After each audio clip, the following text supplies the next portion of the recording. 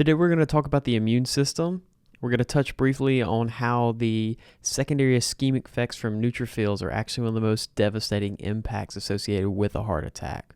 We're going to do all this while going through the AAMC sample test, BB passage number 2.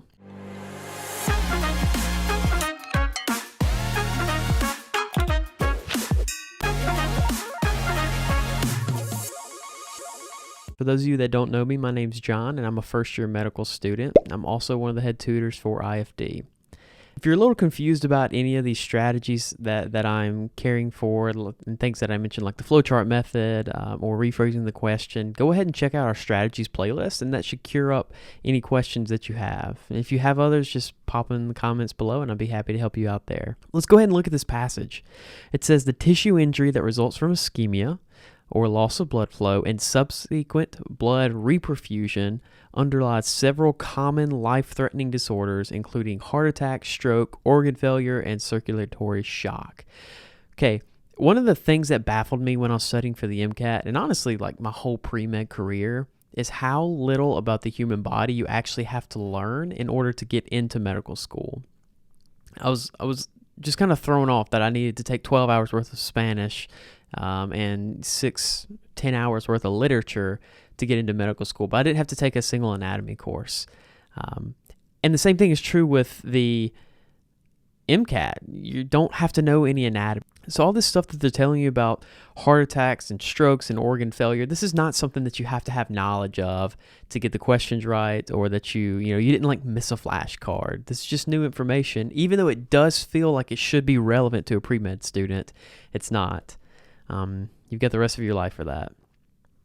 Until recently, it was believed that the devastating tissue damage in these conditions resulted exclusively from anoxia, or lack of oxygen. So some of the things that are important from this paragraph is anytime they say something like exclusively or never, it's just a really hard line. And you can tell by their phrasing that they're about to disagree with this. They say, until recently, it's thought that everything was due to anoxia. So they're probably about to disagree with this and show us their research findings as to why that is kind of old news. As far as the basic sciences and the relationships that I focus on in the flowchart method, I don't really see anything here that's worthwhile. I mean, you would probably say that tissue damage is classically thought to be due to anoxia. But I would actually put an X over that now, saying like, okay, that's kind of old news. Okay, so tissue damage used to be thought it was to be only due to anoxia, but we're starting to discover some things with the immune system that kind of prove that partially false. It says the scientists observed that during these disorders, neutrophils, now that is a basic science, right? Neutrophils, we're talking about the most common white blood cell, or a type of leukocyte, adhered to the vascular endothelium and then migrated into surrounding tissues. So they're talking about a scientist was watching as we had like a heart attack or a stroke or one of these ischemic events, and they were like, okay, well, what's happening? Just what's going on? And what they chose to tell us is that a neutrophil hung on for dear life to a blood vessel and then decided that it got cold and moved into the tissue. I don't actually know about the cold part. But that's important to me, because to me, that's what they're saying. This is what's actually important. This is pathologically relevant. And so I'm going to say neutrophils. I'm going to say adhere to endothelium. And you'll notice I use a ton of abbreviations, right? But they adhere to the endothelium. And I might even make this little flowchart, because first you adhere and then you migrate. So you adhere and then you migrate into the surrounding tissues. It says this adherence was facilitated by an adherence receptor on the neutrophil membrane. Okay, so this adherence, so we can kind of go off a little bit more, make a little bit deeper flowchart. We can say that this is due to receptor on neutrophil. During reperfusion is just this idea of, restoring blood flow. So it says during reperfusion, adherent neutrophils release toxic products. So you see them beating this horse to death about adherence. I told you it was weird that they mentioned it right off the bat. But during reperfusion, the neutrophils that were adherent release toxic products like oxygen-derived free radicals, which you're going to see this time and time again in med school, proteases, and prostaglandin products. Okay, so I will say these adherent neutrophils, I'm just going to say they release ROS, which is reactive oxygen species. And then you could go ahead and say like proteases and prostaglandins if you wanted to, or you felt like you had time. And I actually think I would have. So I just summarized those all of like harmful chemicals. But I've just kind of learned, I really like to highlight whenever they're talking about ROS, because reactive oxygen species are really easy to test in multiple different facets. You can talk about them associated with the immune system, like we're about to see here, like we are seeing here. You can talk about them associated with like cofactors or coenzymes. You can talk about them associated with redox reactions. So those biologically relevant topics that can be tested in multiple different facets, and they're combined, or they're like a conglomerate of a bunch of different basic sciences.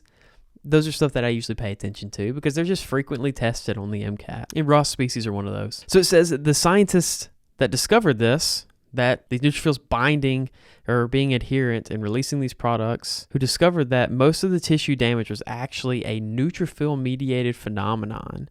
The toxic products were the actual cause of tissue damage. So instead of it being due to anoxia, the tissue damage is actually occurring because of neutrophils. So this is happening because of neutrophils. These neutrophils get kind of stressed out and they release all these toxic products. And that's what's actually causing the tissue damage, not a lack of oxygen. The last paragraph says, after extensive research, the scientists found that the neutrophil adhesion receptors are heterodimer molecules. Remember, heterodimer, that's a basic science. That's the idea that our protein is two components, but they are different components. So you can think of like an alpha and a beta, which is exactly what this is. It says heterodimers consisting of a beta subunit non-covalently attached to an alpha subunit. Beta and alpha are not like, they're not like basic sciences. Those are more like descriptions, but non-covalent bonds, this is going to be a basic science. So I'm immediately going to be thinking about, what types of bonds are non-covalent. And especially what types of bonds are non-covalent that are associated with proteins. 2 subunits were isolated from neutrophils, and each was used to generate mouse antibodies. Okay, this is kind of weird. We isolate the subunits, and then we're going to make antibodies against the subunits. This is just their experimental design. Antibody A was directed against an alpha subunit, and antibody B was directed against a beta subunit. That kind of makes sense here. And if you wanted to translate this to your flowchart, I would probably just say alpha is bound to beta, and then we have antibodies against them. When these antibodies were applied to lab animals subjected to ischemia of the heart, which is what a heart attack is, only animals that received antibody B showed a great reduction in subsequent tissue injury. Antibody A had no effect. That's a strong finding. No effect, because this is science, right? Like, everything's like, it worked a little bit, but it says they had no effect, and the animals died. A little dramatic, but they did. They kicked it. The scientists concluded that the majority of the injury was indeed caused by neutrophils. I would probably just circle subunit B and say this is relevant subunit. So I would just say relevant subunit. Pathologically relevant anyways. I'm sure the alpha does something. We're very inclusive here at IFD. So I'm sure the alpha does something, but the beta subunit is the one that's going to be pathologically and biologically involved in this scenario. And so it looks like, if I'm having to guess, it looks like the beta subunit is what is allowing the neutrophil to damage the tissue. And so if you want to put this whole flow chart together, the beta subunit is what helps or allows the neutrophil to damage the tissue. I guess I kind of drew that wrong. To damage the tissue. How does it damage the tissue? Well, the neutrophils adhere to the endothelium, and that adherence releases the prostaglandins. So that's kind of the flowchart just comes together, and it kind of helps you see this passage a little bit easier. Now, one thing I want to draw your attention to is a lot of times you'll see a really short passage like this have really long questions, and that's exactly what you see here. But these are actually not that bad, so let's jump right into them. Question number 1 says, which of the following experiments would provide the best supporting evidence that neutrophils are the cause of the reperfusion injury. Okay, we know that we're going to support this, right? That's what the whole passage was about. We're supporting this. You see questions like this all the time, and they are, which of these is the best evidence? I'm just going to go ahead and tell you, almost always the best evidence that you're looking for is when I have X, I get my result. And when I remove X, my result goes away. That's really, really strong evidence, and that's usually what you're looking for here. But let's go through these answer choices and see which one kind of fits that bill, or perhaps there's a better answer choice. A says performing the ischemia or the reperfusion experiment using animals whose B cells, or the ones that crank out antibodies, are depleted and examining whether the degree of tissue damage is reduced. Okay, does that have anything to do with neutrophils? Remember, this question is just asking me, which of these best supports my passage findings? A is bringing in a new variable, B cells. And so that's not going to, make it more concise. That's going to kind of convolute a little bit. So I say maybe not A. B says when we're performing the ischemia reperfusion experiment using neutrophil depleted animals and examining whether the degree of tissue damage is reduced. Okay, that's fancy science jargon for saying if we take the neutrophils out, and then we observe whether or not the amount of tissue damage is decreased. That's probably my right answer, right? Because my whole passage is saying, well, when I have neutrophils, I do get the negative impact. Well, what about if I take the neutrophils out and I no longer have that negative impact?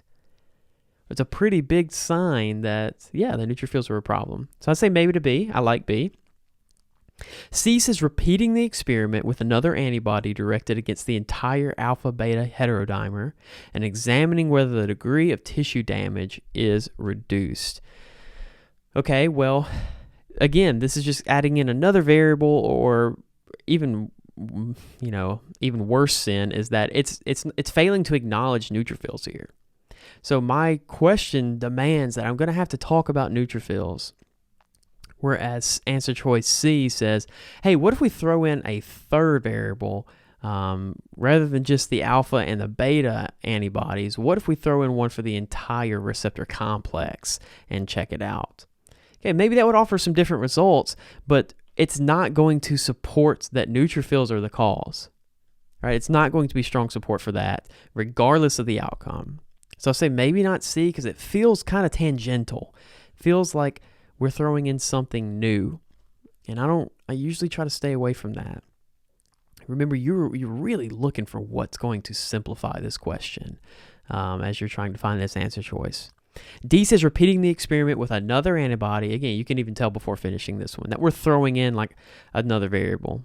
But we're going to repeat it with another antibody directed against the beta subunit and examine whether the degree of tissue damage is reduced. So they're essentially saying instead of a mouse antibody, we're going to use a penguin antibody, and we're going to see if it is still, we're still getting improved effects from not having these neutrophil receptors endocytose, or not endocytose, but adhere to the epithelium, endothelium. So we're adding in another variable here. So that's not the right answer either, because again, this is just overcomplicating it. B is the only one that reduces it down to if we have the neutrophil, we get the negative response. But when I take out the neutrophil, I no longer have the negative response. That is going to be great supporting evidence that the neutrophils are actually the cause of the reperfusion injury. So this is just one of those questions where you've just got to be able to kind of follow through the passage and interpret it and just reason through each answer choice and say, does this help make better science or does this make worse science? Does this convolute my science or does this kind of simplify it and bring it to life? See a lot of those questions, especially in psych-soc. Those are really heavy and prevalent in psych-soc. Number 2 says, information in the passage suggests most strongly that the function of the beta subunit involves blank. And so this question is, if I'm going to rephrase it, I'm going to say, what does the beta subunit do? If I go up here, my flowchart, which is the first place I always go, because that should technically be like my important concepts. This is my cliff notes of the passage. I don't have what it does. That probably means the passage didn't tell me explicitly, or maybe I'm too lazy. Sometimes that happens too. But I do remember making this link that the beta subunit was the relevant one that caused the tissue damage. The tissue damage was due to neutrophils adhering to the endothelium and releasing these products. So I'm going to keep that in mind as I go through them. Answer choice A says adhering neutrophils to the endothelium. Maybe. Yeah, I like that answer, right? That's exactly what I just kind of went through. Answer choice B says transferring proteases from endothelium to neutrophils. I have zero support that the beta subunit will allow transferring these proteases. As a matter of fact, I probably have support in the inverse of that, because if my beta subunit is a receptor, it's probably not functioning as a channel. And so if it's not either a channel or a chaperone protein, how is it going to transfer? So I'd say maybe not to answer choice B.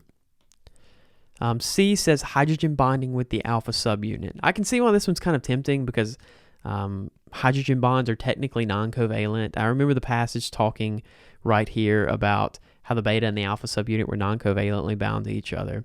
So I can see an argument that hydrogen bonding to the alpha subunit is one of the functions, but it's not the relevant function for the goal of this passage. The goal of this passage is talking about how neutrophils are the cause of these reperfusion injuries. And they said that the reason why, that main culprit, is the beta subunit allowing adhesion and entrance into the surrounding tissue. For that reason, I'm going to say I like A better than C. And on the MCAT, oftentimes you are picking between the two best answers. So I'd say maybe not to C. D says the generation of antibody against the subunit. Well, the antibodies that they talked about were like exogenous mouse antibodies. And also, the body doesn't typically make antibodies against itself unless you're getting deep into like the thymus pathology, which we're not right here. Or physiology. That's not what's going on here. We have no support that the beta subunit is creating self antibodies or autoantibodies. As a matter of fact, if that happened, that'd probably be a pretty bad thing, right? Because it would just be killing itself the whole time. So I say maybe not to D. And then I'm back to picking between A and C. And so I'm going to say which of these is most relevant to my passage. A is going to be most relevant to my passage. That this is the main cause. I do have a problem with this question, because the way that it's worded, it says the passage most strongly suggests what? The way that it's worded, C could be the correct answer choice, but the reason I'm not going to pick C is because hydrogen bonding, while it is technically non-covalent, it is not the only non-covalent type of interaction. And so if I am to say that the passage is offering strong support that we have hydrogen bonding, no, it's offering a possibility that that could happen. But we have nothing that's saying, oh yeah, the type of non-covalent interaction that we're having definitely is hydrogen bonding. It could be something like van der Waals forces for all we know. So for that reason, I have a lot more explicit support of A rather than C. I know it was kind of a hard one, so I wanted to circle back to it. Okay, number 3 says the scientists claim that antibody B offers a better means for preventing organ injury than agents such as free radical or protease inhibitors. Which of the following reasons offers the best support for this claim? Okay, so they're essentially saying that if we add antibody B, what's that doing? It's taking out subunit B. So they're essentially saying that taking out subunit B is more effective at preventing organ damage or those reperfusion injuries rather than other things like free radical or protease inhibitors. That's pretty strong. And so they're saying which of these is going to support this idea?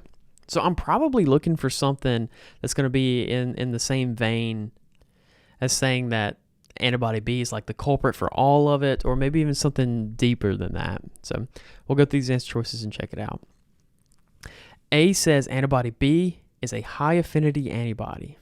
Therefore, it will not be rejected by the patient. Okay, well, the main reason that this is wrong is because it doesn't really answer the question. But I also have a secondary problem with it. Antibody affinity and rejection by the patient don't really have anything to do with each other. It's like saying why is my hair brown? Oh, because ice cream is great. Like, that doesn't really make sense, but it demonstrates how tangential they are. It's just kind of hard to see it because they're both biochemical processes. But answer choice A is incorrect because it's not offering support for the claim that antibody B is preventing organ injury. As a matter of fact, it is just saying an incorrect science. So I'd say maybe not A. B says antibody B can block the initiation of events that result in the release of harmful biologically active molecules. Okay, so this would actually be really good. What they're saying here is that if we administer antibody B, then that's going to prevent us from releasing any of those harmful chemicals like the ROS species or the prostaglandins or the proteases that we talked about here. So if we can prevent them from ever being released in the first place, that's way better than trying to like spot control and degrade them once they're already loose. So B, that's a really good answer choice. So say maybe to B. C says antibody B is a very specific antibody, therefore it will not recognize anything other than the beta subunit. Okay, well, maybe that's true. If it is, that's great. But why is that? How does that explain that it's better than free radical or protease inhibitors? It doesn't really. So say maybe not to C. And then D says antibody B exhibits a high half-life and can be used at any dosage at any time. Just because something can be used at any dosage, that doesn't mean that you can use it to cure all of your problems. I mean, you could say water can be used. Water has a high half-life and can be used at any dosage at any time, but that doesn't tell me that it is better at preventing the organ injury than free radical or protease inhibitors. And so A, C, and D, the reason they're wrong is because they don't answer the question. They never tell me why preventing the beta subunit from being functional is more impactful than kind of spot controlling after it. And so for that reason, you can kind of cross out C, A, C, and D, and go with answer choice B is the correct answer. Number 4 says the scientists wanted to use antibody B clinically to treat humans, but this proposal was rejected. Which of the following is the most logical reason for the rejection? So why did, I guess the IRB or whatever, why are we not allowed to use this treatment in humans if our passage is telling us that it works? A says because the antibody was generated in the mouse, it can never be used in humans. That's not true. We use things in humans that are generated in animals all the time. So that's not necessarily true if it goes through the proper precautions. So maybe not A. B says because the antibody was generated in the mouse, repeated usage in the same patient would elicit the production of human anti-mouse antibodies. What this is saying is because this antibody is a foreign particle, our immune system is going to recognize it as such and create antibodies against that. That definitely happens. That's very similar to like the allergic response. So I like answer choice B because it makes sense. If I administer this chemical that is foreign and my body has antibodies for that, well, it's just going to degrade it as fastly as I throw it in my body. So it's really not going to be helpful at all. So looks like it's less medical ethics and more, do you understand the immune system and how it adapts to new scenarios? So I like B. C says because the antibody was generated in the mouse, it will not recognize human antigens. Well, that's not true. And the passage kind of talked about that, right? They were like, hey, no, this actually kind of works. So maybe not C. And D says because the antibody was generated in the mouse, it can only be used in vitro.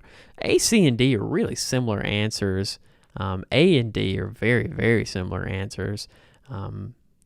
And they're false. Just because something is generated in an animal that isn't a human does not mean that it can't be used for a human in vivo. So maybe not D. And if you don't know this term, in vitro is the idea of doing it in a petri dish. And in vivo is the idea of actually doing it in your body. So the correct answer here would be B. Last one says a neutrophil has point mutations in the genes coding for the alpha and the beta subunits of the adhesion receptor. However, the cell can still migrate through the endothelium. That's kind of interesting, right? Because we just talked about how the beta subunit was really necessary to migrate or to adhere to the endothelium. And our flowchart tells us the only way to migrate through the endothelium is to have adhered to it to begin with. So that's a little weird. It's kind of counter to what we've discovered so far. Which of the following conclusions about the effect of this mutation can be drawn? Okay, this is pretty much just saying the confusion you have right now of, oh snap, I thought that subunit B was necessary to adhere to the endothelium, which is necessary to migrate into the surrounding tissues. Which of these answer choices would best explain that? A says the cell cannot release toxic products such as prostaglandins. Remember that in our flowchart we said that once we adhere and migrate, then we release. So if we are able to adhere and to migrate, like this question is saying, well, then I have no clue why we wouldn't be able to release something harmful. So I'd say maybe not to A. That doesn't really make sense. B says the cell has only functional beta subunits. Well, it just told us that there is a point mutation. I'll argue, and I could say, oh well, technically it could be a silent point mutation. And so maybe B is correct, but it almost feels like I'm making a strong assumption, like I'm trying to pick a really snarky answer. I don't love B for that reason, because on the MCAT, picking like the answer that's a little snooty that you're like, well, technically it's correct, usually is not the right answer. You're usually looking for the answer choice that's going to kind of slap you across the face and say, this is obviously right. This follows the science that you should be thinking, not the exception. And so I'll keep B in mind. If there's not a better answer choice, then I'm going to click B. But it is making the assumption that this is a silent mutation. And generally speaking, on the MCAT, if they just mention a mutation in general, and they're not specifying it as a silent mutation, then you should assume that it's actually going to change the function of the protein that it's mutating in. I'll say maybe to B. C says the cell can bind to the endothelium. I like C more than I like B. The reason is because I wanted B to be true. I want B to be true because if the beta subunit is intact, then that means that I can bind to the endothelium. So I'm trying to convince myself that this mutation is silent so that I have a reason to say that the cell can bind to the endothelium. But answer choice C removes the assumption of, is this a silent mutation? It removes that question. It removes me assuming that it is a silent mutation, even though it wasn't told. And it just skips all that fluff, and it magically says the cell can bind to the endothelium. If the cell can bind to the endothelium, and I'm having to assume that this is true, if that can happen, then that makes sense as to why we're able to migrate through the endothelium. So I like C. It kind of removes the need to assume. And the less assumptions you can make on the MCAT, the less silly mistakes that you're going to make. So I like answer choice C. I like it better than B for those reasons. So now I'm going to say maybe not to B, because C is better. And then D says the cell has a defective cell membrane. Anytime you pick yourself, or anytime you find yourself kind of like desperately stabbing for one of these answer choices that's like, well, I don't know, maybe the whole thing's broken and it's just working because everything's broken. You probably need to go reread the question, because this is kind of a shot in the dark, just a random stab. If the cell membrane's defective, the whole thing's probably going to apoptose or apoptose, depending on who your professor is. And so a defective cell membrane is not going to explain the ability to migrate. As a matter of fact, I'm assuming that this cell that they're talking about is the neutrophil, and if the neutrophil has a defective cell membrane, how is that going to allow it to migrate across the endothelium better? That doesn't make any sense. So maybe not D, and that means answer choice C is going to be the correct answer because it assumes the least. That's why it's better than B. C assumes the least. So that's it for today's video. That's it for AAMC Sample Test BB2. Thank you for watching. I really appreciate if you would go ahead and give the video a like and subscribe to the channel so you can see us walk through the rest of this sample test and also kind of break down and bring some of the strategies that we know have been impactful for our 100 plus students. Thanks.